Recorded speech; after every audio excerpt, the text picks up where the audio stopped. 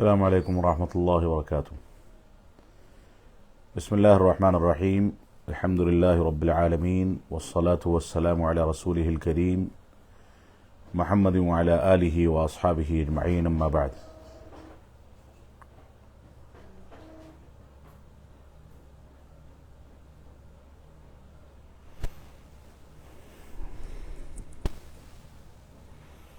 جی سوالات کی ابتدا کریں. پہلا سوال ہے منتشا حبیبی کوئی ہیں. ان کا سوال ہے بے پردہ عورت کا مسجد نبوی میں جانا کیسا ہے، چاہے بے پردہ مسلم عورت ہو یا غیر مسلم عورت.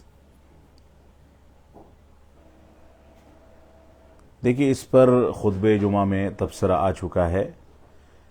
جو بھی مذہبی مقامات ہیں وہاں پر کوئی بھی جائے اس کو مذہبی مقامات کے تقدس کا اور مذہبی مقامات پر جانے کے جو آداب ہیں ان کا پورا خیال کرنا چاہیے. البتہ جہاں تک مسئلہ ہے حرم نبوی اور حرم مکی کا، یعنی مکہ مکرمہ کا حرم اور مدینہ منورہ کا حرم، اس سلسلے میں علماء نے تفریق کی ہے.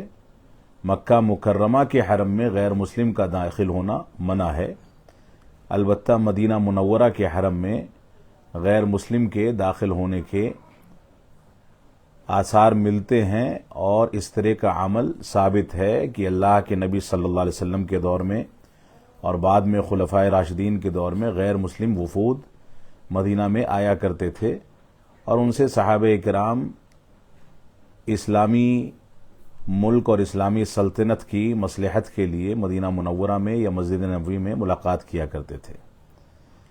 تو اس میں کوئی شک کی بات نہیں ہے. لیکن البتہ یہاں پر بے پردہ داخل ہونا یا سر کو ڈھانکے بغیر داخل ہونا، یہ مسئلہ ایک محل نظر مسئلہ ہے، جس کی وجہ سے بہرحال مسلمانوں کے ایک طبقے کو ایک تشویش پیدا ہوئی ہے کہ سر کو ڈھانکے بغیر اگر کوئی مسجد نبوی یا مسجد نبوی کے آس پاس داخل ہوتا ہے خواتین میں سے، تو یہ چیز وہاں کے آداب کے خلاف ہے. کوئی بھی مسلک یا کوئی بھی مذہب اس بات کی اجازت نہیں دیتا ہے کہ مذہبی مقام پر خواتین بغیر سر کو ڈھکے ہوئے ایسے ہی داخل ہوں، جس کی وجہ سے مسلمانوں کے جذبات کو یا کسی بھی مذہب کی عبادت گاہ ہو اس مذہب کے ماننے والوں کے جذبات کو کوئی ٹھیس پہنچے، کوئی تکلیف پہنچے.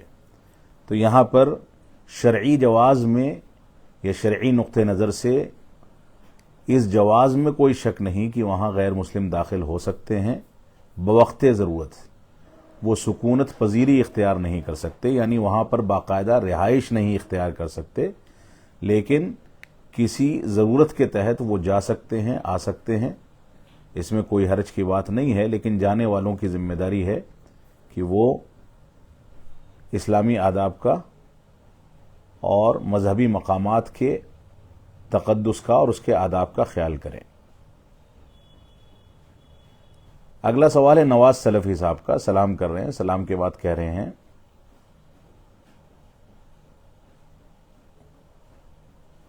کہ السلام علیکم ورحمۃ اللہ وبرکاتہ. شیخ میرا سوال یہ ہے کہ جیسے ایک رکعت نماز چھوٹ گئی میری اور میں اس میں شامل ہوا، اور سلام پھیرنے کے بعد پھر جب میں کھڑا ہوا تب مجھے تکبیر کہنی ہے یا نہیں، مطلب ہاتھ اٹھانا ہے یا نہیں تکبیر کے لیے. دیکھیے تکبیر سے مراد اگر آپ کی تکبیر تحریمہ ہے تو وہ تو ابتدا میں ہے. جب امام کی دوسری رکعت میں آپ شامل ہوئے ہیں تو اللہ اکبر کہنے کے ساتھ آپ کو رفع الیدین کرنا ہے، اور امام جس کیفیت میں ہے اس کیفیت میں شامل ہو جانا ہے. یہی تکبیر تحریمہ ہے. اب امام نے اپنی بقیہ نماز پوری کر لی اور آپ کی ایک رکعت باقی ہے. امام کے سلام پھیرنے کے بعد آپ کھڑے ہوں گے تو اللہ اکبر کہہ کر کے تکبیر کہہ کر کے کھڑے ہوں گے اپنی بچی ہوئی رکعت کو مکمل کرنے کے لیے.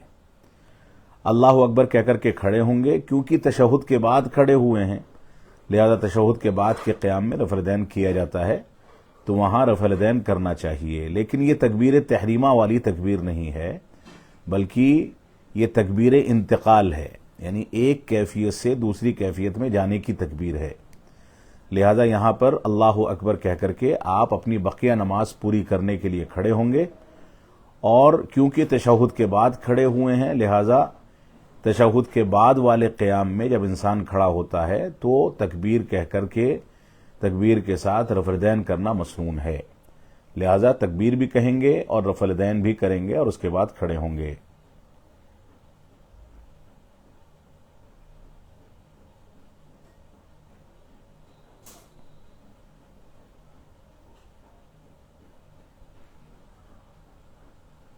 اگلا سوال ہے مننتا حبیبی کوئی ہیں، کہہ رہے مفتی یاسر ندیم واجدی نے کہا ہے کہ تمام مسلمانوں کا اتفاق ہے کہ اللہ کا کوئی جسم نہیں ہے، اسی طرح اللہ کی صفت ید اور چہرے کا انکار کیا ہے، کیا اس نے صحیح کہا ہے؟ یہ اصل میں غالی قسم کا صوفی اور وحدت الوجودی ہیں۔ مفتی یاسر ندیم واجدی غالی قسم کے وحدت الوجودی اور صوفی ہیں۔ ان کا کہنا یہ ہے کہ اللہ رب العالمین ہر جگہ موجود ہے، جیسے ہر جگہ ہوا موجود ہے ویسے ہی اللہ رب العالمین ہر جگہ موجود ہے، اور اسی طریقے سے صفات کا بھی یہ غلط توجیہ، صفات کی غلط توجیہ پیش کرتے ہیں۔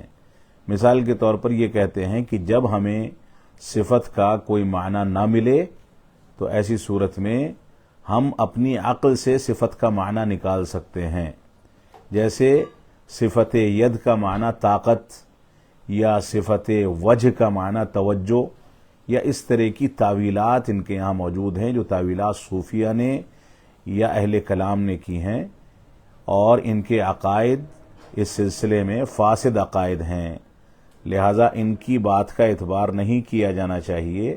اور یہ بڑا عجیب المیہ ہے کہ یہ دعویٰ کرتے ہیں کہ ہم ایکس مسلم سے مناظرہ کرتے ہیں، اور دوسری جانب ان کو خود نہیں پتا ہے کہ اسلامی عقائد کا کیا تقاضا ہے۔ جب تک انسان اسلام کو، اسلامی عقائد کو، منہج صحابہ کو، منہج سلف کو مکمل طریقے سے نہیں سمجھے گا، جب تک وہ غیر اقوام سے مناظرہ یا مباحثہ کیسے کرے گا؟ ایک بات۔ دوسری بات، علماء اسلام کا، اسلاف امت کا اور بڑے علماء کا یہ کہنا ہے کہ مناظرہ اور اس طرح کی چیزیں جو آج کل کی جا رہی ہیں یہ بذات خود غلط ہیں، کیونکہ اس کی وجہ سے خود شبہات جنم لیتے ہیں۔ لوگوں کے ذہنوں میں بہت ساری ایسی چیزیں ہیں جن پر ان کو یقین ہے، لیکن اس میں بیان کیے گئے نقاط کے نتیجے میں وہ شبہات کے شکار ہو جاتے ہیں۔ یہ چیز مناظرات کا معاملہ جو ہے یہ عام طور سے ڈیبیٹ یا مناظرات اسلامی بنیادی عقائد پر اس کا دروازہ تو کھلا ہوا ہے، لیکن اس کو عام طریقے سے ہر جگہ کرنا، اس سے مسلمانوں کے ذہنوں میں شبہات بڑھتے ہیں، لہذا اس طرح کے غلط عقائد کے لوگوں کو نہ سننا چاہیے اور نہ ان سے کسی انداز کا کوئی استفادہ کرنا چاہیے۔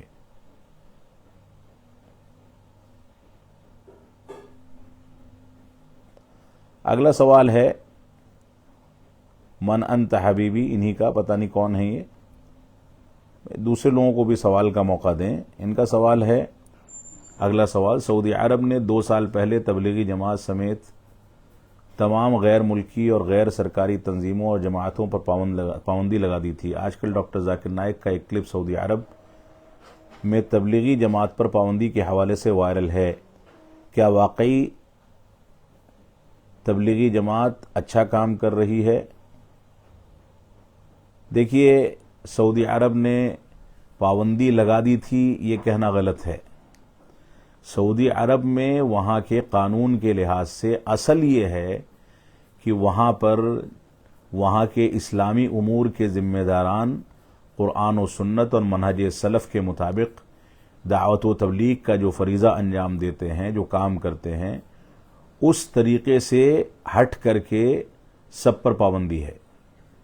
یہاں تک کہ کوئی ایسا شخص جو اس منہج کی دعوت دیتا ہے جو منہج سعودی عرب کے اندر اختیار کیا جاتا ہے، اس منہج کی دعوت بھی اگر دیتا ہے تو بھی اس کو وہاں سے اجازت کے بغیر کسی انداز کا درس پیش کرنے یا کسی انداز کی تنظیم بنانے یا کسی انداز کی کوئی کوئی اس طرح کی ایکٹیویٹی اختیار کرنے کا اختیار نہیں ہے. اس کا باقاعدہ ایک دستور ہے، باقاعدہ نظام ہے. اس نظام کے تحت وہاں پر دعوت و تبلیغ کی یا اسلامی نشاتات کی دعوت دی جاتی ہے.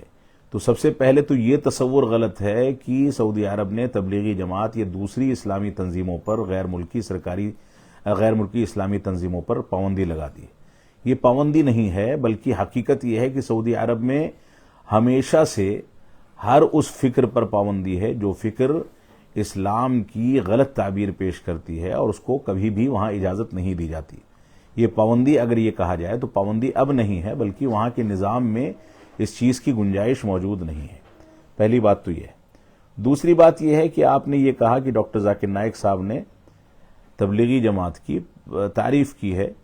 ان کا ایک ویڈیو وائرل ہے، میں نے بھی سنا ہے. انہوں نے تعریف کی ہے کہ وہ بہت اچھے کام کر رہی ہے، کیونکہ اصل میں ڈاکٹر ذاکر نائک صاحب جس پالیسی پر دعوت کا کام کر رہے ہیں وہ پالیسی بھیڑ کو جمع کرنے والی پالیسی ہے، صلح کلی والی پالیسی ہے، سب کو لے کر کے چلنے والی پالیسی ہے. اور یہ پالیسی کبھی بھی خالص اسلامی پالیسی نہیں ہو سکتی. یہی وجہ ہے کہ ڈاکٹر ذاکر نائک صاحب کبھی اخوانی فکر کے علماء کی حمایت کرتے ہیں اور کبھی اس انداز کے صوفیوں کی یا تبلیغی جماعت کے غلط عقائد کے باوجود ان کی حمایت اور تعریف کرتے ہیں. تبلیغی جماعت اچھے کام کر رہی ہے یہ کہہ کر کے آگے بڑھ جانا یہ غلط ہے. اچھے کام سب میں ہو سکتے ہیں، لیکن بنیاد اچھے کام کی یہ ہے کہ کون اپنی دعوت کی بنیاد قرآن و سنت و منہج سلف پر رکھتا ہے. بھائی اچھے کام کرنے والا کوئی آدمی ایسا ہے جو مسجد تعمیر کراتا ہے تو وہ اچھا کام کر رہا ہے، لیکن اس مسجد کے اندر تعمیر کرنے کے بعد وہ قبر بنا دیتا ہے، تو کیا ہم اس کے صرف اس کام کو سراہیں گے کہ اس نے مسجد تعمیر کی ہے؟ بلکہ ساتھ میں اس بات کی تردید بھی کرنی پڑے گی کہ وہ قبر بھی بناتا ہے مسجد کے اندر، یہ اس انداز کی حرکت بھی کرتا ہے.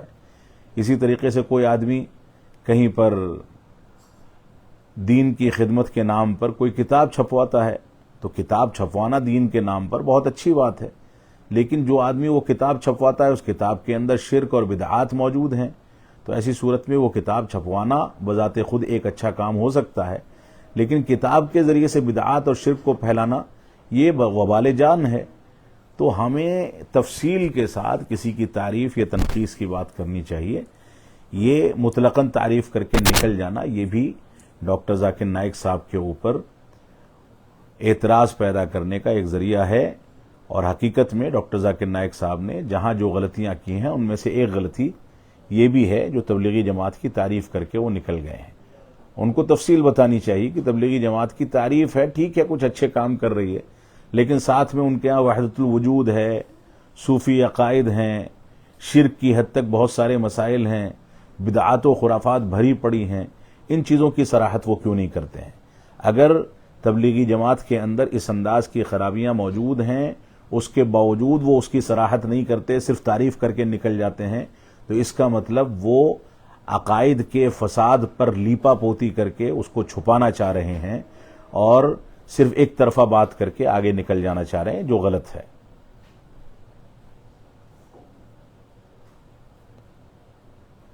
ضیاء الدین احمد صاحب سلام کر رہے ہیں.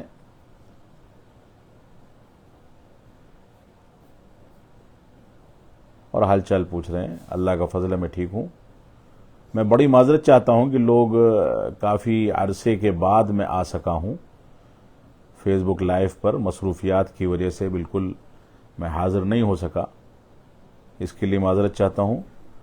اگلا سوال ہے، ایک تھا نقلی سنی، ان کا سوال ہے اگر ڈاکٹر اسرار احمد صوفی وحدت الوجود کا کفریہ عقیدہ رکھتے ہیں تو علماء حدیث اب تک ڈاکٹر اسرار احمد پر کفریہ فتویٰ کیوں نہیں لگایا ہے؟ ان کے اندھ بھکتوں کا یہ مطالبہ ہے. دیکھیے، ہم کسی پر کفر کا فتویٰ نہیں لگاتے. کون کافر تھا کون مومن تھا یہ اللہ رب العالمین جاننے والا ہے. ہم اس بات کی صراحت کرتے ہیں کہ کس نے کہاں غلطیاں کی ہیں تاکہ لوگ اس کی غلطیوں سے محفوظ ہو سکیں. ڈاکٹر اسرار کے یہاں وحدت الوجود کا عقیدہ تھا، ڈاکٹر اسرار کے یہاں رافضہ کی تعریف تھی، اہل سنت والجماعت سے عداوت تھی، ڈاکٹر اسرار کے یہاں خوارج کے طرز پر قرآن مجید کی تفسیر کی غلطیاں تھیں، ڈاکٹر اسرار کے یہاں ان لوگوں کے ساتھ اٹھنا بیٹھنا تھا جو صحابہ کرام کو گالیاں دیتے ہیں، صحابہ کرام کی تنقیص کرتے ہیں۔ ڈاکٹر اسرار کے ہاں صوفی عقائد تھے، یہاں تک عقیدہ تھا کہ جو اولیاء ہیں وہ دنیا کا نظام چلاتے ہیں، اور اللہ رب العالمین کے بجائے وہ اولیاء کو دنیا کے نظام میں شریک کرتے تھے، اور اس کے علاوہ بے شمار ان کے غلط عقائد ہیں۔ تو وہ اپنی جگہ پر ہے، اور اس کی بنیاد پر وہ کہاں کھڑے ہیں ہم اس کو بیان کر دیتے ہیں۔ ہمارا کام فتویٰ لگانے کا نہیں ہے، فتویٰ لگانے کا کام علماء کی ٹیم کا ہے۔ جب علماء اس پر غور و تدبر کرے گی اور ضرورت محسوس کرے گی تو یہ فتویٰ لگایا جائے گا، لیکن کسی کے اوپر ایسے ہی فتویٰ نہیں داغا جاتا۔ ہم اس انداز کی چیزوں سے پرہیز کرتے ہیں، لیکن جو غلطیاں ہیں ان غلطیوں کی بنیاد پر اپیل کرتے ہیں کہ ایسے اشخاص کو، ان کی ویڈیوز کو، ان کی آڈیوز کو، ان کی تحریروں کو نہ پڑھا جائے گا نہ سنا جائے گا۔ یہ جائز نہیں ہے، کیونکہ ان کا شمار اہل بدعت میں ہوتا ہے، اور اہل بدعت سے براءت کا اظہار کرنا ہماری ذمہ داری ہے۔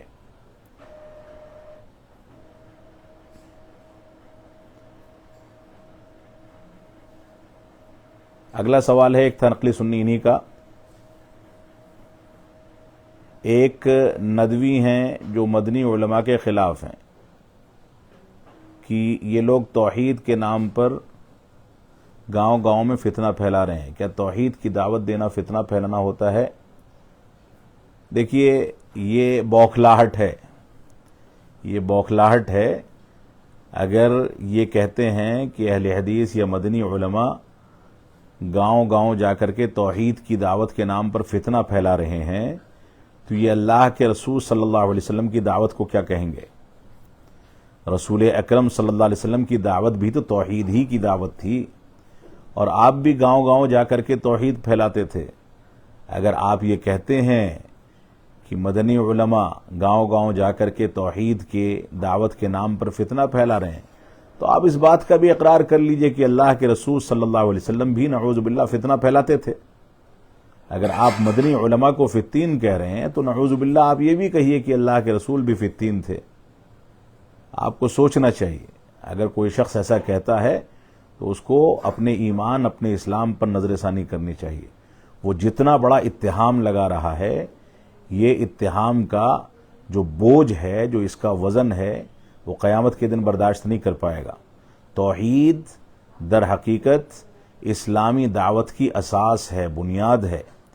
توحید در حقیقت ریڑھ کی ہڈی کی مانند ہے۔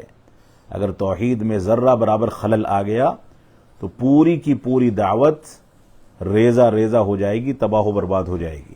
اس وجہ سے ہمیں توحید پر سب سے پہلے توجہ دینی چاہیے، اور توحید کی دعوت کو سب سے پہلے دنیا کے سامنے پیش کرنا چاہیے۔ یہ ہماری ذمہ داری ہے۔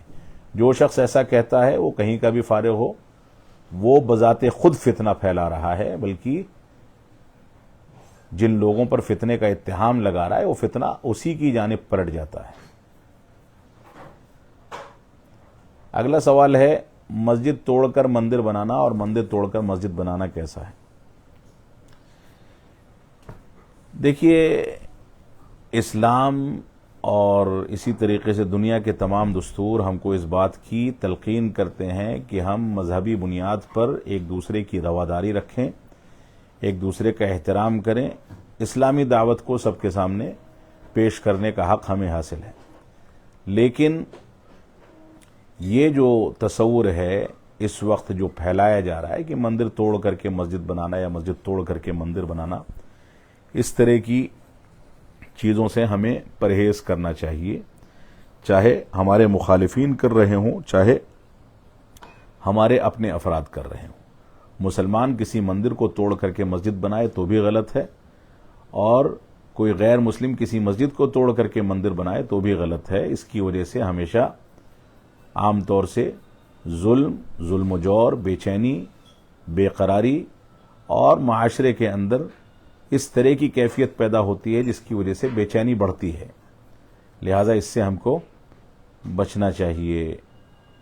اور موجودہ دور میں ہندوستان کی سیاست میں اس نے جو نیا رخ اختیار کر لیا ہے وہ بھی یقیناً تشویشناک ہے۔ اس میں کوئی شک نہیں کہ اس طرح کی چیزیں اگر ایسے ہی وجود میں آتی رہیں تو ہندوستان کی آزادی میں ایک بڑا کردار ادا کرنے والے مسلمان اور مسلمانوں کے قائدین کی جو قربانیاں ہیں اس کے نتیجے میں ہندوستان میں عزت و وقار کے ساتھ یہاں زندگی گزارنے والے باعزت شہری مسلمان جو ہندوستان کے آئین کا پورا احترام کرتے ہیں، ہندوستان کی ترقی چاہتے ہیں، ہندوستان کو آگے بڑھتا ہوا دیکھنا چاہتے ہیں، اس طرح کے حالات جب بنیں گے تو ان کے یہاں مایوسی ہوگی اور یہ مایوسی پورے ملک کو نقصان پہنچائے گی اور پورا ملک اس کی وجہ سے کمزور ہوگا، اور یہ چیز ہمیں حقیقت میں گوارا نہیں ہے۔ اللہ رب العالمین ہم کو صحیح فیصلے کرنے کی توفیق عطا فرمائے۔ عبد الجبار رنگریز صاحب، ان کا سوال ہے نکاح مسیار کسے کہتے ہیں؟ نکاح مسیار در حقیقت یہ نکاح کی ایک ایسی شکل ہے جس کو موجودہ دور میں رائج کر دیا گیا ہے۔ شیخ عبدالعزیز بن عبداللہ بن باز رحمۃ اللہ علیہ اور بعض علماء کا کہنا یہ ہے کہ نکاح مسیار کو اگر اصل شرعی نکاح کی شرطوں پر انجام دیا جائے سوائے چند چیزوں کے جس میں تنازل کر لیا جاتا ہے، اصل میں نکاح مسیار اس نکاح کو کہتے ہیں جس میں شوہر اور بیوی کے درمیان نکاح ویسے ہی ہوتا ہے جو اصل شرعی نکاح ہوتا ہے، لیکن بیوی مثال کے طور پر نان و نفقہ سے تنازل کر لیتی ہے۔ وہ یہ کہتی ہے کہ مجھ کو صرف بحیثیت شوہر آپ سے تعلق رکھنا ہے، میں آپ کے گھر میں نہیں رہوں گی اور آپ مجھ کو خرچہ اور یومیہ نان و نفقہ نہ دیجیے، میں اس سے تنازل کرتی ہوں لیکن آپ کے ساتھ رہوں گی یا آتی جاتی رہوں گی آپ کے گھر پر۔ اس طرح کے شرائط ہوتے ہیں۔ اگر محض یہی شرط ہے، یہی فرق ہے، تو نکاح مسیار کو علماء نے جائز قرار دیا ہے، لیکن نکاح مسیار کے لیے بنیادی شرط یہ ہے کہ نکاح طلاق کی نیت سے نہ کیا جائے، یعنی نکاح کرتے وقت طلاق دینے کی نیت نہ ہو دونوں میں سے کسی کے اندر بھی۔ ایسے ہی نکاح مسیار میں اگر کسی نے اس وجہ سے نکاح کیا ہے کہ صرف نکاح کرے گا، بچوں کی ولادت اور انجاب کا معاملہ نہیں ہوگا، تو بھی یہ نکاح باطل ہے۔ لہذا نکاح مسیار جو ہے جس میں چند شرطوں کا تنازل ہوتا ہے، اس میں بچوں کی پیدائش مشروط ہے، اس کو وہ شرط لگائی جائے گی، دونوں میں نکاح ہمیشہ باقی رہنے کا عہد کیا جائے گا، الا ایک ہی عام نکاح میں کبھی جو صورت پیدا ہوتی ہے وہ صورت پیدا ہو جائے، بچے پیدا ہوں گے، اور اسی طریقے سے نکاح کے دوسرے شرائط جو ہیں وہ اس میں مکمل کیے جائیں گے۔ مثال کے طور پر 2 گواہ ہوں گے، لڑکی کی جانب سے ولی ہوگا، اور ایسے ہی نکاح کا اعلان کیا جائے گا، باقاعدہ عام نکاح میں جو اعلان کیا جاتا ہے ویسے ہی اعلان کیا جائے گا۔ تو اصل نکاح شرعی اور نکاح مسیار میں فرق جو ہے، یہ جو نام کا فرق ہے، یہ در حقیقت صرف اس بنیاد پر یہ فرق کیا گیا ہے کہ لڑکی اپنے بعض حقوق سے تنازل کر لیتی ہے، نان و نفقہ نہ لینے پر راضی ہو جاتی ہے۔ اگر ایسے حقوق سے کوئی تنازل کر لے جو حقوق نکاح کی شرطوں میں سے نہیں ہیں تو ایسی صورت میں یہ نکاح درست ہوگا، لیکن اس کے اندر وہ ساری کی ساری چیزیں پائی جانی چاہیے جو اصل نکاح میں ہوتی ہیں، تب یہ صحیح ہے۔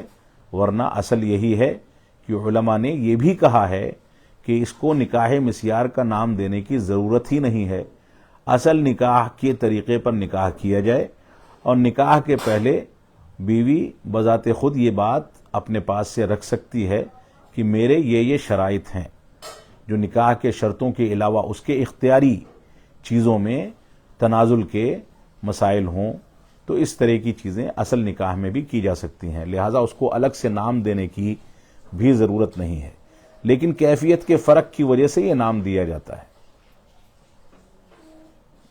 موجودہ دور میں جو مروجہ نکاح مسیار ہے جو اس وقت چل رہا ہے وہ یقیناً فساد کا باعث ہے اور وہ جائز نہیں ہے۔ جو طریقہ اس وقت چل گیا ہے اس میں بہت ساری خرابیاں ہیں۔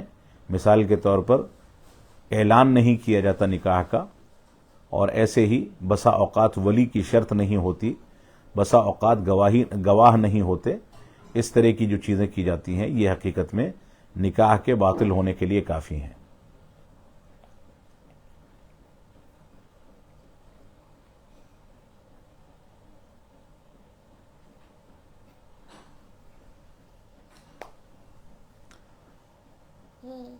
اگلا سوال ہے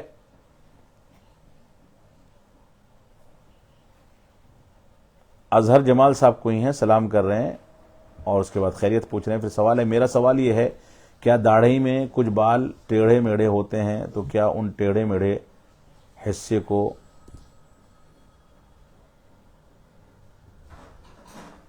کروایا جا سکتا ہے؟ دوسرے یہ کہ کیا داڑھی کو سنوارنے کے لیے کٹائی چھٹائی کی جا سکتی ہے؟ نہیں، داڑھی کا اصل معاملہ یہ ہے کہ داڑھی اللہ کے نبی صلی اللہ علیہ وسلم نے فرمایا کہ قص الشوارب وعف اللحا، کہ مونچھوں کو تراشو اور داڑھی کو معاف کر دو۔ تو اصل یہ ہے کہ داڑھی کو کاٹنا، چھانٹنا، سنوارنا یا بال ٹیڑھے میڑھے ہیں تو ان کو ٹھیک کرنا یہ سب درست نہیں ہے، اس کو اس کی فطرت پر چھوڑ دینا چاہیے، یہ سب کا سب جائز نہیں ہے۔ داڑھی کو کاٹنا سرے سے جائز نہیں ہے، بلکہ داڑھی کو مکمل رکھنا واجب ہے، اللہ کے رسول صلی اللہ علیہ وسلم کی واجبی سنت ہے، لہذا اس کو کاٹنا یا اس کو تراشنا یا اس کو غیر فطری طریقے پر سنوارنا یہ سب کا سب ناجائز ہوگا۔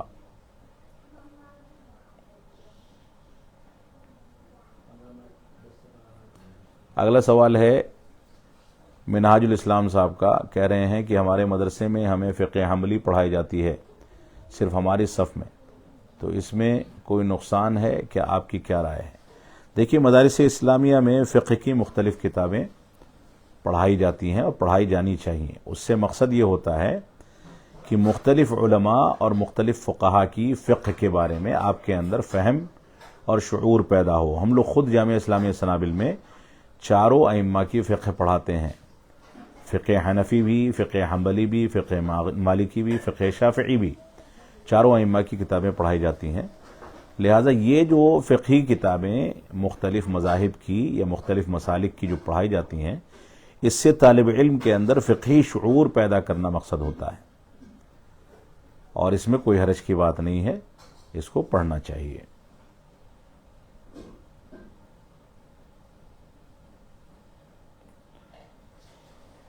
اگلا سوال ہے طلحہ قریشی صاحب کوئی ہیں، ان کا سلام کر رہے ہیں، سلام کے بعد کہہ رہے ہیں کوئی شخص امیر جماعت ہو اور وہ ڈاکٹر اسرار اور علی مرزا کو سنتے ہوں، ان کو منع کرنے پر بھی وہ سننا نہیں چھوڑتے ہوں اور بولتے ہیں کہ علی مرزا نے ایک یہ کچھ صحابہ کو ہی تو برا بھلا کہا ہے، بلکہ وہ بہت اچھا کام کر رہا ہے، جیسے بریلوی کا رد، کیا ایسے امیر کی کس حد تک اطاعت واجب ہے اور ایسے شخص کو امیر کہنا چاہیے یا نہیں کہنا چاہیے؟ دیکھیے، اصل یہ ہے کہ ان کے ہاں جہالت ہے۔ وہ خود کہہ رہے ہیں کہ انجینئر علی مرزا نے بعض صحابہ ہی کو تو برا بھلا کہا ہے۔ بھائی، آپ کے والد کو، آپ کے گھر والوں کو، آپ کی والدہ کو، آپ کے بھائی بہن کو کوئی برا بھلا کہے گا تو آپ کیسے برداشت کر سکتے ہیں؟ صحابہ اکرام ہمارے خون کا، ہمارے ایمان کا حصہ ہیں، ایک بات۔ اور انجینئر علی مرزا در حقیقت باطنی رافضی ہے، باطنی شیعہ ہے، جو اہل سنت والجماعت میں شبہات پیدا کرنے کا اور فتنوں، شبہات کے فتنے کھڑا کرنے کا کام کر رہا ہے۔ یہ باطنی طور پر ایسی طاقتوں کا پروردہ اور نمائندہ ہے جو اہل سنت والجماعت کے ایمان اور ان کے عقائد کو بگاڑنے کے لیے میدان میں اتارا گیا ہے۔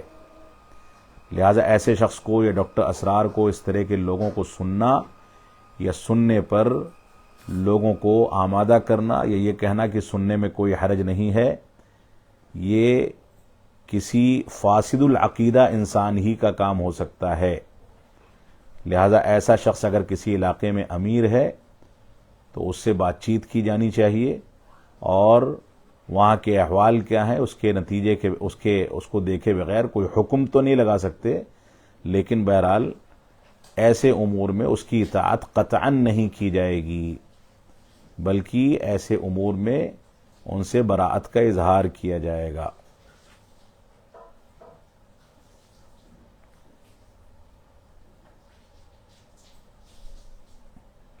عبد الجبار رنگریز صاحب، ان کا سوال ہے، کسی سے پیسے آنے ہوں اور وہ ریٹرن کرنے کی کنڈیشن میں نہ ہو تو کیا اسے زکوٰۃ کی شکل میں معاف کر سکتے ہیں؟ اگر واقعتاً وہ زکوٰۃ کا مستحق ہو گیا ہے، جس شخص کے پاس پیسے ہیں، یہ جس نے قرضہ لے رکھا ہے اور اس کی کنڈیشن خراب ہو گئی ہے، اس حد تک خراب ہوئی ہے کہ وہ زکوٰۃ کے مستحقین میں داخل ہو گیا، تو ایسی صورت میں کوئی حرج کی بات نہیں ہے، اس کو زکوٰۃ سے تعاون اتنا دیا جا سکتا ہے کہ اس کی وہ رقم ہلکی ہو جائے، کسی حد تک معافی تلافی ہو سکے۔ لیکن یہ دیکھنا ضروری ہے کہ آدمی زکوٰۃ کا مستحق ہو گیا ہے۔ آج کے دور میں ہوتا کیا ہے، عام طور سے ہوتا یہ ہے کہ ہم کسی کو قرضہ دیتے ہیں اور وہ قرضہ واپس نہیں کر پا رہا ہے، تو ہم ایک حیلہ اختیار کر لیتے ہیں۔ وہ حیلہ یہ اختیار کرتے ہیں کہ وہ کمزور ہو گیا ہے مالی لحاظ سے، اب زکوٰۃ کا مستحق ہے، لہٰذا اس کو اپنی زکوٰۃ کے پیسے سے ادا کر دیا جائے۔ یہ غلط ہے۔ اگر کبھی ایسی سچویشن ہو گئی کہ واقعی کوئی شخص ایسا ہے جس کے ساتھ ایسی تکلیف ہو گئی ہے تو الگ مسئلہ ہے۔ عبد الماجد صاحب، ان کا سوال ہے، السلام علیکم ورحمۃ اللہ وبرکاتہ۔ وعلیکم السلام ورحمۃ اللہ۔ سوال کر رہے ہیں، کیا اللہ کے رسول صلی اللہ علیہ وسلم نے کبھی حضرت عمر فاروق رضی اللہ تعالیٰ عنہ کے بارے میں کہا کہ تم تلوار نکالنے میں جلدی نہ کرو کیونکہ تمہاری تلوار کی چمک سے آسمان کی پیشانی پر پسینہ آ جاتا ہے؟ اللہ اعلم، ایسی کوئی روایت میں نے آج تک نہیں پڑھی اور مجھ کو نہیں لگتا ہے کہ ایسی کوئی روایت ہوگی۔ اللہ اعلم بالصواب۔ مسئلہ تفصیل طلب ہے، میری نظر سے ایسی کوئی روایت نہیں گزری ہے۔ محمدی غلام صاحب سلام کر رہے ہیں، وعلیکم السلام ورحمۃ اللہ۔ کہہ رہے ہیں، کیا حافظ ابن حجر نے رحمۃ اللہ علیہ نے وحدت الوجود کے خیال تھے؟ نہیں، بالکل غلط بات ہے، وحدت الوجود کے کوئی خیال نہیں تھے۔ حافظ ابن حجر بڑے سلفی علماء میں سے ہیں۔ کچھ اس طرح کے اختلافات کی گنجائش موجود ہے جس کا تذکرہ بعض علماء نے کیا ہے، لیکن اس کا معنی یہ بھی نہیں ہے کہ ان کے اوپر کوئی حکم لگا دیا جائے یا ہر کس و ناکس ہر انسان ان کے اوپر تبصرہ کرتا پھرے، یا ہر شخص کو یہ اختیار دے دیا جائے کہ وہ ان کے عقائد پر گفتگو کرے اور ان کے اوپر تنقید کرے۔ بڑے علماء کی احترام کا تقاضا ہے کہ کہیں کوئی خطا اور کوئی چیز ایسی ہو جو ان سے سرزد ہو گئی ہو بشری تقاضے سے، تو پہلے تو اس کی تعویل اور توجیح کی جاتی ہے، اور اس کے بعد اگر توجیح و تحویل ممکن نہیں ہے تو اس بات کا احترام کے دائرے میں رہتے ہوئے ذکر کر دیا جاتا ہے کہ اس معاملے میں انہوں نے غلطی کی ہے۔ تو بعض لوگوں نے کچھ تنقیدیں کی ہیں، لیکن یہ علماء کا کام ہے، عوام کو ان چیزوں میں دلچسپی نہیں لینی چاہیے۔ اگلا سوال ہے، کوئی نام جو ہے وہ بنگلہ میں لکھا ہوا ہے، اس وجہ سے میں پڑھ نہیں سکتا۔ سلام کر رہے ہیں اور اس کے بعد حال چال پوچھ رہے ہیں۔ حال چال کے بعد پوچھ رہے ہیں کہ میرا سوال ہے کہ غیر مسلم کے جنازہ پڑھنے سے ثواب ملے گا؟ غیر مسلم کا جنازہ کیسے ہوگا؟ غیر مسلم کا جنازہ تو ہو ہی نہیں سکتا، تو ثواب کیسے ملے گا؟ غیر مسلم کو تو اس کے اپنے مذہب کے طریقے پر دنیا میں دفن کیا جاتا ہے، جلایا جاتا ہے، اس کا جنازہ نہیں ہوتا ہے، اور نہ جنازہ پڑھنا جائز ہے۔ منہاج الاسلام صاحب کا سوال ہے، عثمان الخمیس کا منہج اور عقیدہ بتائیں، کیا ہم ان سے علم حاصل کر سکتے ہیں؟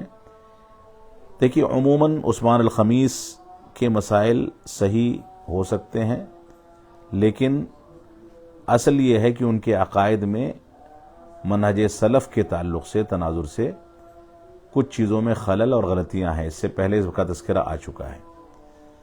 لہذا وہ بہت سے مسائل میں، بالخصوص ولاۃ امور سے متعلق، امراء اور حکام سے متعلق بہت سے عقائد میں اخوان المسلمین کے عقیدے پر ہیں۔ بعض جگہوں پر انہوں نے رافضہ اور شیعوں کی جانب بھی نرم رویہ اختیار کیا ہے، اس طرح کے ملاحظات ان کے اوپر ہیں۔ لہذا اس چیز کا خیال رکھتے ہوئے ہمیں کوئی قدم بڑھانا چاہیے، اور اہل سنت والجماعت کے مضبوط قابل علماء شیخ صالح فوزان حفظہ اللہ، شیخ سلیمان رحیلی حفظہ اللہ، اور اس طرح کے بے شمار علماء موجود ہیں، اور ان کے دروس محاضرات موجود ہیں، وہی ہمارے لیے کافی ہیں۔ جن کے اوپر ملاحظات ہوں ان کو سننے سے بچنا چاہیے۔ اگلا سوال ہے ایک تھا نقلی سنی، کہہ رہے ہیں مفتی طارق مسعود کہتے ہیں کہ اگر فضائل اعمال میں شرک ہوتا تو آج ہر تبلیغی قبر پرست ہوتا۔ یہ مفتی طارق مسعود کا لیپا پوتی والی بات ہے، یہ اپنے مسلک اور اپنی کتابوں کا دفاع کرنے والی بات ہے۔ فضائل اعمال میں شرکیہ عقائد، بدعات و خرافات بھرے پڑے ہیں، اور کسی کے شرک میں مبتلا ہونے سے یہ لازم نہیں آتا ہے کہ وہ قبر پرست بھی ہو جائے۔ قبر پرستی شرک کی ایک قسم ہے، اس کے علاوہ دوسری بہت ساری اقسام ہیں جو فضائل اعمال کے اندر موجود ہیں۔ فضائل اعمال کے اندر شرکیہ عقائد کا ہونا فضائل اعمال کے پڑھنے والوں کے لیے اس بات کو لازم نہیں کرتا کہ وہ قبر پرستی کریں، اور کسی کا شرکیہ عقائد کو پڑھنا اور قبر پرستی نہ کرنا یہ اس بات کی دلیل نہیں ہے کہ وہ قبر پرست نہیں ہے، لہذا شرک سے بری ہے۔ یہ عجیب و غریب استدلال ہے۔ گویا اگر قبر پرست ہوتا تو، جیسا کہ یہ کہہ رہے ہیں کہ فضائل اعمال میں شرک ہوتا تو تبلیغی جماعت والے قبر پرست ہوتے، تو اس کا مطلب طارق مسعود صاحب کو پتہ ہی نہیں ہے کہ قبر پرستی کے علاوہ بھی کچھ شرک ہوتا ہے، شرک سے وہ واقف ہی نہیں ہے۔ تو مفتی طارق مسعود صاحب اس طرح کی منطقی اور فلسفی باتیں کرتے رہتے ہیں، ان کو نہیں سننا چاہیے، ان سے بچنا چاہیے۔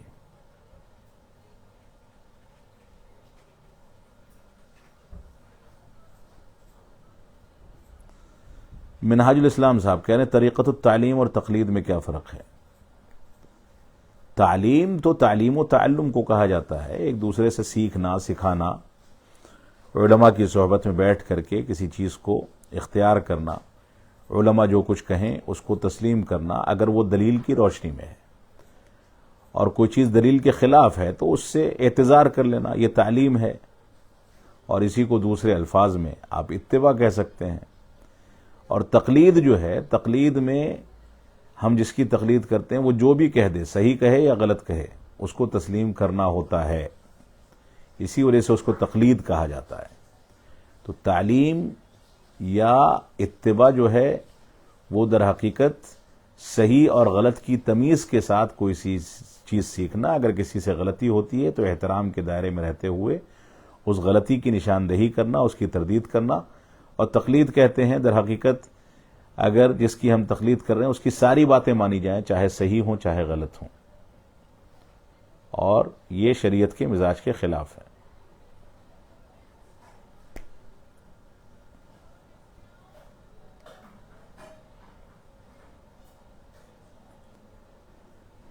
محمد سرفراز نواز صاحب کہہ رہے ہیں کہ استغفار اور توبہ میں کیا فرق ہے؟ استغفار اصل میں ایک افضل عمل ہے۔ استغفار کے لیے انسان کا واضح گناہوں پر ہونا ضروری نہیں ہے۔ ایک انسان کسی بڑے گناہ کا ارتکاب کر لے یا ایسے گناہ کا ارتکاب کر لے جس سے توبہ کرنی چاہیے، بڑا گناہ ہے، کبیرہ گناہ ہے، تو اگر وہ کبیرہ گناہوں کا ارتکاب کرتا ہے تو اس سے توبہ کرے گا، باقاعدہ اس گناہ کا تذکرہ کر کے توبہ کرے گا، اور اس کو ہمیشہ کے لیے چھوڑے گا، اس پر ندامت ہوگی کہ میں نے ایسا جو کیا ہے یہ غلط ہے۔ اور استغفار جو ہے یہ ایک افضل عمل ہے، انسان دن و رات استغفار کرتا رہے، اس سے اس کے درجات بلند ہوتے ہیں. یہ ایک عمومی عمل ہے جو رب کائنات کو بہت زیادہ پسند ہے اور استغفار کرنے والوں کا مقام بہت اونچا رکھا گیا ہے.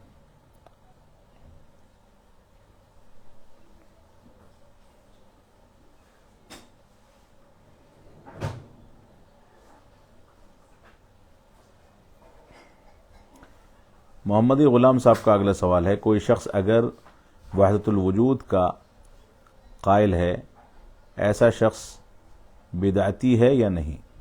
یقینی طور سے بدعتی ہے، لیکن ہم اس کے اوپر بدعتی ہونے کا حکم ایسے ہی نہیں لگائیں گے. بدعتی ہونے کا حکم ایسے ہی نہیں لگائیں گے. اس کے لیے تفاصیل ہیں، حجت قائم کرنے کا مسئلہ ہے، اس کے سامنے گفتگو کرنے اور اس کے غلط ہونے کو ثابت کرنے کا مسئلہ ہے. یہ سارے مسائل ہیں، لیکن بہرحال جو وحدت الوجود کا قائل ہے وہ بدعتی ہے یقینی طور سے.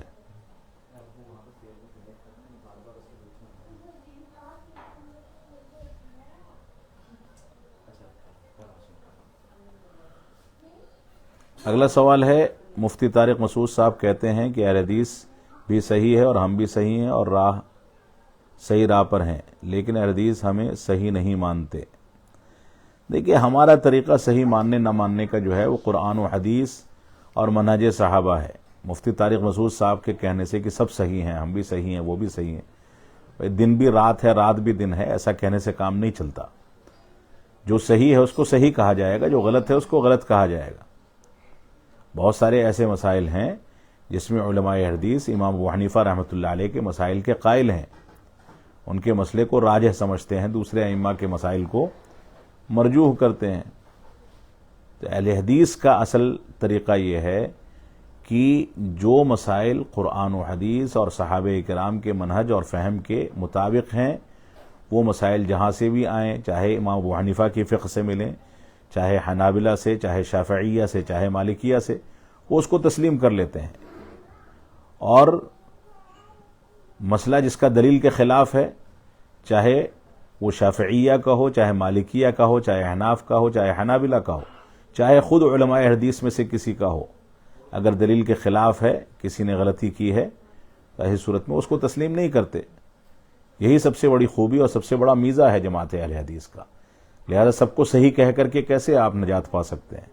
مفتی طارق مسعود صاحب جو کہہ رہے ہیں کہ سب صحیح ہیں، ہم بھی صحیح ہیں، وہ بھی صحیح ہیں، اگر ہم بھی صحیح ہیں، وہ بھی صحیح ہیں، تو گویا ہم نے اللہ کے رسول صلی اللہ علیہ وسلم پر یہ انتساب کر دیا، یہ بات منسوب کر دی کہ آپ نے جو شریعت پیش کی اس میں کنفیوژن ہے، نہیں اس کو بھی صحیح کہا، اس کو بھی صحیح کہا. ایسا کیسے ہو سکتا ہے؟ ایک انسان کسی ایک بات کو صحیح کہے گا، دوسری بات کو غلط کہے گا. تو جو بات صحیح ہے اور ثابت ہے قرآن و حدیث سے، اس کو صحیح مانا جائے گا، اور جو چیز ثابت نہیں ہے اس چیز کو ثابت نہیں مانا جائے گا. اگلا سوال ہے، عبدالعزیز صاحب کوئی ہیں، سلام کر رہے ہیں اور اس کے بعد حال چال پوچھ رہے ہیں، دعا دے رہے ہیں، اللہ رب العالمین آپ کی دعاؤں کو قبول فرمائے. کہہ رہے ہیں کیا کسی عام آدمی پر جھوٹا الزام لگانا اور علماء کرام پر جھوٹا الزام لگانا، کیا دونوں کو ایک ہی جرم کر دیا جائے گا؟ نہیں، جھوٹا الزام جس پر لگایا جا رہا ہے، شخصیت کے فرق کے حساب سے وہ الزام بھی اتنا زیادہ گمبھیر ہوگا. اگر کوئی جھوٹا الزام اللہ رب العالمین پر لگاتا ہے تو بہت بڑا جرم ہے. کوئی جھوٹا الزام اللہ کے رسول صلی اللہ علیہ وسلم پر لگاتا ہے تو عام آدمیوں پر حکم لگانے کے یا الزام لگانے کے مقابلے میں بہت بڑا جرم ہے. کوئی جھوٹا الزام صحابہ کرام پر لگاتا ہے تو اللہ کے رسول صلی اللہ علیہ وسلم پر جھوٹا الزام لگانے کے مقابلے میں کمتر ہے، لیکن عام انسانوں پر یا علماء پر الزام لگانے کے مقابلے میں زیادہ گمبھیر ہے. اسی طریقے سے ایک عام آدمی پر کوئی جھوٹا الزام لگائے گا، وہ اور کوئی دوسرا شخص کسی عالم دین پر الزام لگائے گا، تو عالم دین پر الزام لگانا یا عام شخص پر الزام لگانے کے مقابلے میں زیادہ بڑا جرم ہے. لہذا ہمیں علماء کی قدر و منزلت کو سمجھنا چاہیے، کیونکہ علماء یہ انبیاء کے وارث ہیں. انبیاء کے نبوت کا علم، انبیاء کے احکام و مسائل، انبیاء کی شریعت کو دنیا میں پھیلانے کی ذمہ داری علماء کو دی گئی ہے، یہ علماء انبیاء کے وارث ہیں، لہٰذا ان کے اوپر الزام لگانا یا ان کو تکلیف پہنچانا بہت بڑا جرم ہے۔ اللہ رب العالمین ہم کو اس سے بچنے کی توفیق عطا فرمائے۔ محمد سرفراز نواز صاحب، ان کا اگلا سوال ہے، خواتین کا ٹخنے سے اوپر شلوار پہننا کیا اس بات کی دین اجازت دیتا ہے؟ دیکھیے، خواتین کے لیے اصل یہ ہے کہ ان کے لباس کی حد بندی مردوں کے لباس سے مختلف ہے۔ خواتین کو ٹخنے سے نیچے پیجامہ پہننا چاہیے۔ وہ کسی اجنبی کے پاس سامنے جاتی ہیں تو ان کا چہرہ، ہاتھ اور سارا جسم ڈھکا ہونا چاہیے، پیر بھی ڈھکا ہونا چاہیے۔ لیکن گھر میں اگر وہ اپنے شوہر یا اپنے محارم کے ساتھ ہیں اور وہاں پر ان کا ٹخنا کھل گیا یا ٹخنے سے اونچا پیجامہ پہن لیا، یا عام احوال میں جب ان کے ساتھ اٹھتے بیٹھتے ہیں تو اٹھنے بیٹھنے میں وہ اس طرح کا لباس پہن لیتی ہیں، تو یہ جائز ہے، اس میں کوئی حرج کی بات نہیں ہے۔ لیکن اصل یہی ہے کہ حیا کا تقاضا یہی ہے کہ وہ لباس ساتر پہنے، اور کم از کم عبادت کرتے ہوئے وہ پورے جسم کو ڈھکیں، اور کسی اجنبی کے سامنے جائیں تب بھی وہ جسم کو ڈھک لیا کریں۔ گھر میں محارم کے سامنے، محارم کے موجودگی میں اگر نماز پڑھتی ہیں تو ان کو چہرہ کھولنے کی اجازت ہے، اور کسی اجنبی کے سامنے جاتی ہیں تو ان کو مکمل حجاب میں ہونا چاہیے۔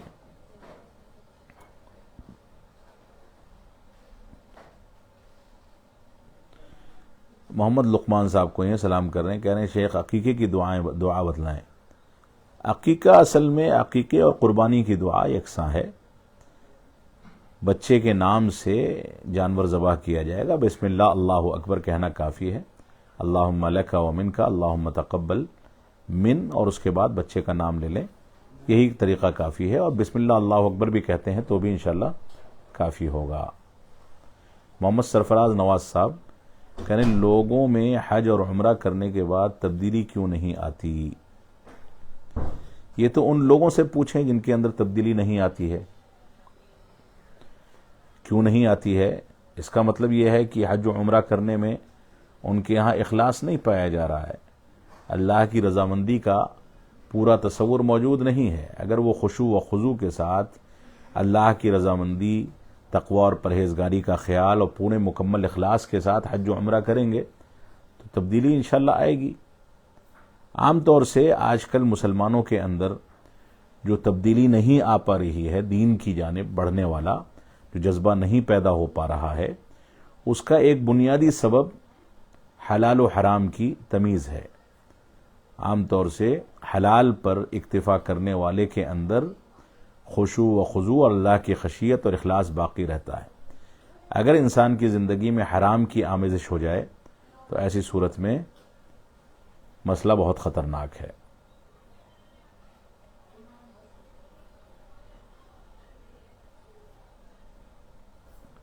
عبد الماجد صاحب کہہ رہے ہیں کہ میرا سوال چھوٹ گیا۔ کیا سوال تھا؟ آپ دوبارہ بھیج دیجئے۔ اگر چھوٹ گیا تو ہو سکتا ہے کہ اسکرین پش کرنے میں ہو سکتا ہے اوپر چھوٹ گیا ہو، ممکن ہے، معذرت چاہوں گا۔ آپ دوبارہ سے بھیجنے کی زحمت فرمائیں۔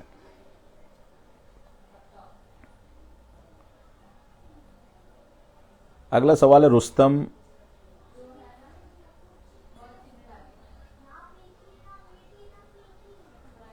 رستم اے مرشکر سلام کر رہے ہیں۔ سلام کے بعد کہہ رہے ہیں اللہ آپ کو صحت یاب رکھے، آمین۔ کہہ رہے ہیں میں رستم علی گجرات سے حال ہی میں توحیدی بنا ہوں۔ الحمدللہ آپ کو سننے کے بعد پتہ چلا کہ اپنے آپ کو سلفی کہنے والے مولوی میں بھی سب کو نہیں سننا چاہیے۔ میرے لیے دعا کریں، میرے اپنے اور گاؤں والوں سب سے مجھے دربدر کر دیا ہے، ہو سکے حال کے لیے تھوڑی نصیحت کر دیں۔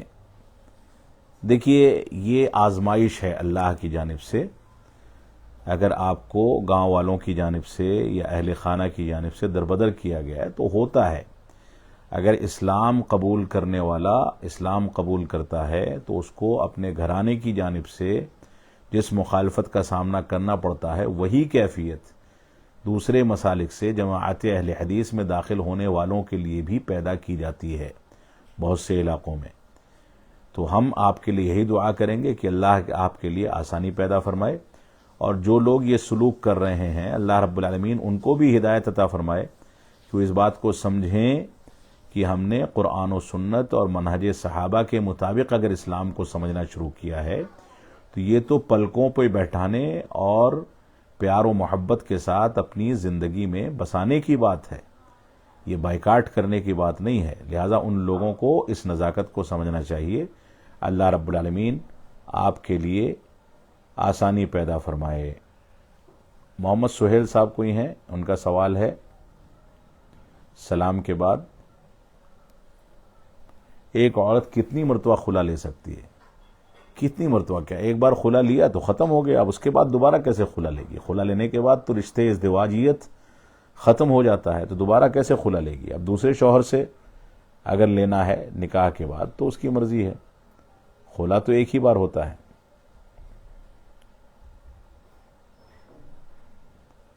منظور میاں صاحب کوئی ہیں، سلام کر رہے ہیں اور خیریت پوچھ رہے ہیں. اس کے بعد کہہ رہے ہیں ایک لاش 2-3 مہینے کے بعد ملی جو بالکل سڑی گلی تھی، اب اس کی نماز جنازہ اور غسل کا کیا حکم ہے؟ دیکھیے 2-3 مہینے کے بعد سڑی گلی کیا ہوگی، وہ تو کافی حد تک ختم ہو چکی ہوگی. جدہ صناعیہ سے یہ سوال کر رہے ہیں. اور منظور احمد سراجی ہو سکتا ہے جامعہ سائر العلوم جھنڈا نگر یا بوڑھار کے فارغ ہوں. تو لاش اگر شناخت ہو چکی ہے کہ لاش ہے تو اس کو جس حد تک اس کی تدفین اور جس حد تک جنازہ اور غسل کا امکان ہو اس حد تک کریں گے. ظاہر سی بات ہے اب پوزیشن ایسی نہیں ہوگی کہ اس کو غسل دیا جا سکے، یا اطباء اور ڈاکٹروں سے مشورہ کر کے جو کر سکتے ہیں وہ کریں. تو اس کے احکامات میں یہی ہے کہ جتنا اس کے ساتھ کیا جا سکتا ہے اتنا کریں اور لے جا کر کے تدفین کر دیں. صلاۃ جنازہ اس کی پڑھی جائے گی. باقی دوسری چیزیں غسل ممکن ہے تو ٹھیک ہے، نہیں ممکن ہے تو چھوڑ دیں. جو امکان ہے وہ کیا جائے گا، تدفین اور صلاۃ جنازہ وغیرہ کا اہتمام کیا جائے گا.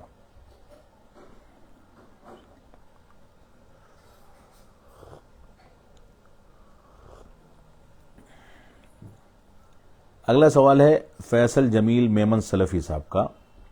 کہہ رہے ہیں شیخ ڈاکٹر فرحت ہاشمی کا عقیدہ وحدت الوجود کا ہے، پلیز وضاحت کریں.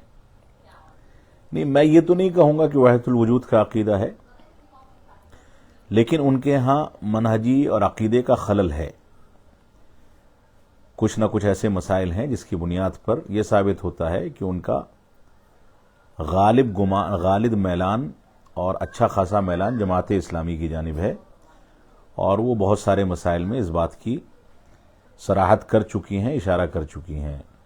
دوسری بات یہ ہے کہ وہ عالمہ نہیں ہیں. تیسری بات یہ ہے کہ میدان دعوت میں بالکل مکمل طریقے سے بلا کسی احتیاط کے خواتین کو آنے کی اجازت نہیں ہے. خواتین کا دائرہ دعوت محدود ہے، اور دائرہ دعوت مردوں کے ساتھ عموماً خاص ہے. خواتین اس دائرہ دعوت کو محدود پیمانے پر لے کر کے چلیں گی. اپنے محارم کے ساتھ تعلیم و تعلم کے میدان میں جو لوگ وہاں پر ان کے ساتھ حاضر ہو کر کے کوئی تعلیم کا حصول کر سکتے ہیں تو وہ ایک الگ مسئلہ ہے. لیکن سوشل میڈیا پر خواتین کا آنا یہ درست نہیں ہے. اور دوسری بات یہ ہے کہ فرحت ہاشمی صاحبہ باقاعدہ کسی ایسے مدرسے سے یا کسی ایسے عالم سے جڑ کر کے تعلیم کا حصول انہوں نے نہیں کیا ہے جس تعلیمی سسٹم کو اہل سنت والجماعت یا منہج صحابہ کے مطابق مرتب کیا گیا ہو. لہذا ان کے ساتھ ہمارا منہجی اختلاف ہے، اور وہ اختلاف یقینی طور سے ہم کو اس بات پر آمادہ کرتا ہے کہ ہم ان کو نہ سنیں. لیکن جہاں تک آپ نے کہا وحدت الوجود کا، تو مجھ کو اس بات کا علم نہیں ہے کہ ان کے یہاں وحدت الوجود کا کوئی مسئلہ پایا جاتا ہے. اللہ اعلم بالصواب. ثناء الرحمان خان صاحب کہہ رہے ہیں سلام کے بعد کہ موزے پر مسح کا کیا طریقہ ہے؟ موزے پر مسح کا طریقہ جو ہے، اگر آپ نے وضو کر کے موزہ پہنا ہے تو ایک دن ایک رات یعنی 24 گھنٹے مسح جب آپ نے پہلی بار کیا ہے اس وقت سے لے کر کے آپ اپنے گھر پر ہیں یا اپنے شہر میں ہیں تو کر سکتے ہیں، اور اگر سفر میں ہیں تو 3 دن 3 رات مسح کریں گے۔ مسح کرنے کا طریقہ یہ ہوگا کہ ہاتھ آپ بھگائیں گے اور مثال کے طور پر یہ آپ کا پیر ہے، اس کے اوپری حصے پر، ظاہری حصے پر ایسے مسح کر دیں گے بس ایک بار۔ یہی مسح کا طریقہ ہے۔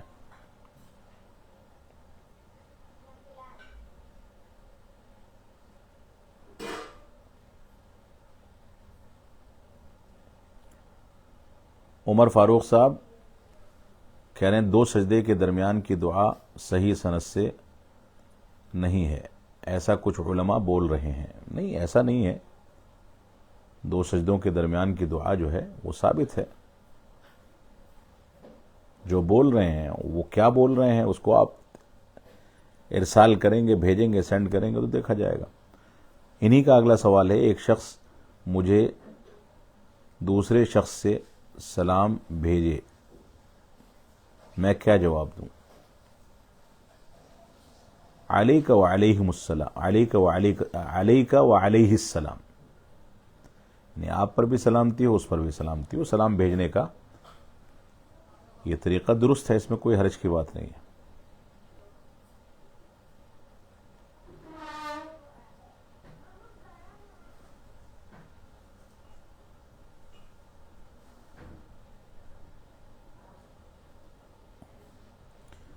عمر فاروق صاحب کا اگلا سوال ہے، کیا نبی صلی اللہ علیہ وسلم نے حضرت حفصہ کو طلاق دیے اور رجوع کرے، وجہ کیا ہے؟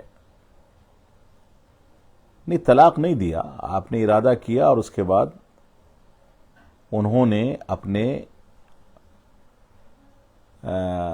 جو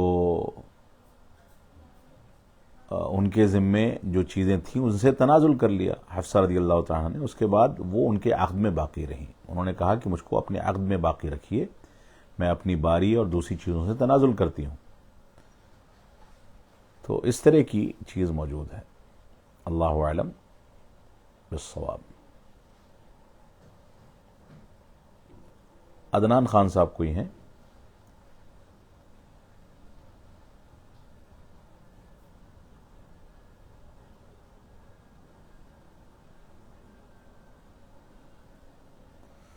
جو سوال آپ نے کیا ہے میں اس کا جواب نہیں دینا چاہتا ہوں، پرسنل پر کبھی آپ کچھ بھیجیں گے تو دیکھا جائے گا۔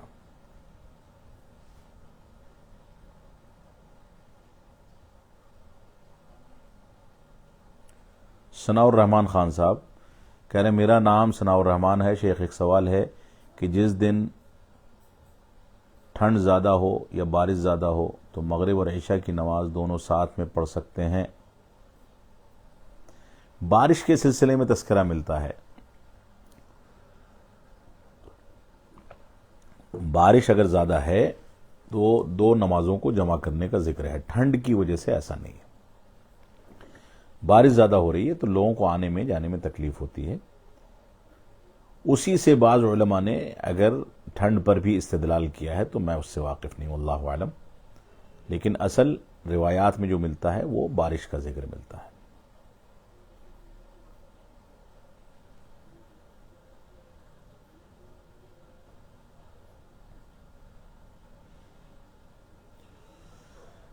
عمر فاروق صاحب کہہ رہے ہیں اللہم اغفر لی، اللہم اغفر لی 3 بار ہی کہنا صحیح ہے، بڑی دعا ثابت نہیں ہے۔ کہاں پر، کس جگہ پر؟ اللہم اغفر لی آپ مستقل پڑھتے رہیے، کوئی مسئلہ نہیں۔ آپ کس جگہ پر اس کا سوال کرنا چاہ رہے ہیں میں نہیں سمجھ سکا اس بات کو۔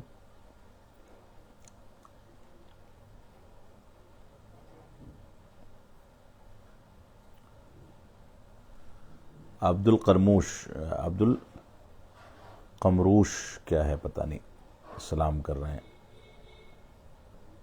وعلیکم السلام ورحمۃ اللہ۔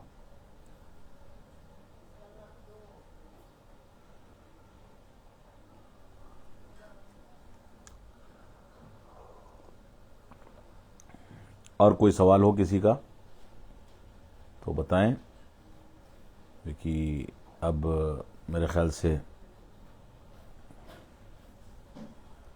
1 گھنٹہ تقریباً ہو گیا ہمیں، میں اب بند کروں گا۔ اللہ رب العالمین ہم کو منہج سلف کا صحیح فہم عطا فرمائے اور قرآن و سنت کے مطابق زندگی گزارنے کی توفیق عطا فرمائے۔ ایک دو سوال اور آگئے ہیں، اس کو جلدی سے لے لیتے ہیں۔ محمد دانش انصاری کہہ رہے ہیں کہ ہمارے ہاں نماز کا وقت ہو گیا ہے۔ عمر فاروق صاحب کا اگلا سوال ہے، جمعیت کے امیر جو ہیں وہی حقیقی امیر ہیں جو قرآن حدیث میں بتایا گیا ہے یا نہیں، اور اگر ہے تو کیا ان کی ہر بات مانی جائے گی یا نہیں، ان پر بیعت کرنا چاہیے کہ نہیں؟ دیکھیے، سلفی مکتب فکر کا طریقہ بیعت کرنے کا نہیں ہے، یہ صوفیاں کے یہاں ہوتا ہے، بیعت نہیں کی جائے گی۔ لیکن یہاں پر ہندوستان میں جو تصور ہے وہ امیر کا نہیں ہے، یہاں پر ایک تنظیمی ڈھانچہ ہوتا ہے اور اس کا ہندوستان کے دستور کے لحاظ سے مختلف انداز کے عہدے ہوتے ہیں، وہ عہدے تقسیم کیے جاتے ہیں اور اس کے بعد اس کا ایک شورائی نظام ہوتا ہے، اس کے انتخابات ہوتے ہیں۔ یہاں پر صدر، سیکریٹری، ناظم اس طرح کا تصور ہے، امارت کا تصور نہیں ہے۔ لیکن جو شخص بڑا ہے اور وہ قرآن و حدیث کے مطابق چلتا ہے، منہج سلف کی رعایت کرتا ہے، تو ایسی صورت میں ہم اس کو اپنا بڑا ماننے کے حیثیت سے اپنا امیر یا اپنا بڑا تسلیم کر سکتے ہیں اور اس کی بات اور اس کی رہنمائی کے نتیجے میں چل سکتے ہیں۔ لیکن اب یہ تصور اسلامی تعلیمات سے دوری کے نتیجے میں اور مختلف انداز کے کرپشن اور مختلف انداز کی چیزوں کے نتیجے میں یہ تصور پیدا کر پانا آسان نہیں رہ گیا۔ اللہ رب العالمین ہم کو اپنی اصلاح کی توفیق عطا فرمائے۔ محمد لقمان صاحب، کیا بلیڈ ریزر کے علاوہ زیر ناف کی صفائی کے لیے کوئی اور اشیاء استعمال کر سکتے ہیں؟ کسی بھی چیز سے صفائی ہو جاتی ہے تو کوئی حرج کی بات نہیں، کر سکتے ہیں۔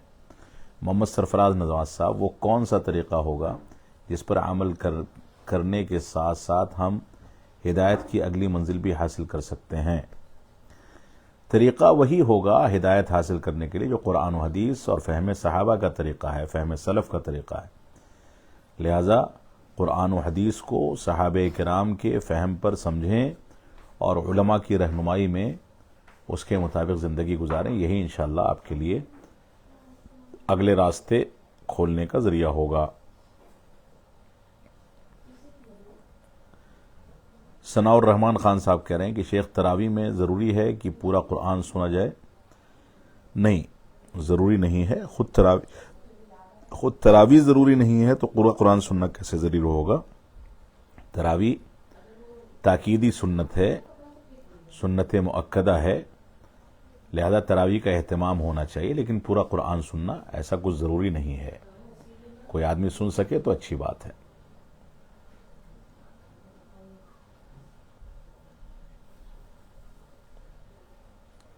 ٹھیک ہے، اسی پر اب اپنی گفتگو ختم کرتے ہیں۔ وصلی اللہ علی نبینا محمد وعلی آلہ وصحبہ وسلم، والسلام علیکم ورحمۃ اللہ وبرکاتہ۔